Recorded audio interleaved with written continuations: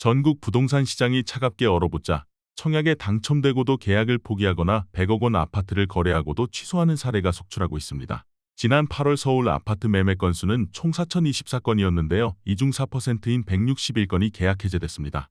9월에 거래된 서울 아파트 해제 건수도 전체의 3.35%인 117건에 달하는데요.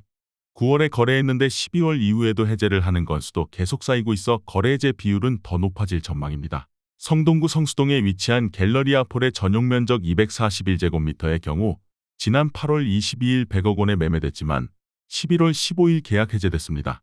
이 주택형은 올해 4월 78억 5천만 원에 거래됐는데 지난 8월에는 약 1년 만에 21억 5천만 원이 오르면서 100억 클럽에 이름을 올렸었는데요.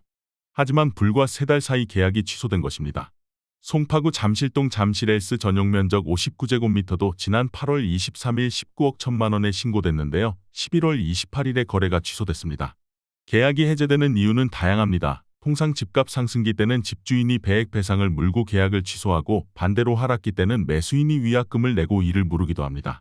10월 이후 부동산 경기가 악화되자 손해를 보더라도 계약을 취소하는 사례가 늘어나고 있는 것으로 분석됩니다. 또한 거래 해제 사유에는 호가를 띄우기 위해서 신고가로 계약을 한 후 나중에 취소하는 경우도 있는데요.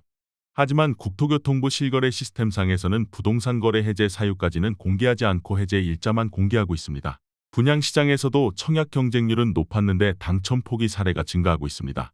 당첨 지위를 포기하면 청약 통장 초기화나 청약 재당첨 제한 등의 페널티를 받을 수 있지만 취소하는 것인데요.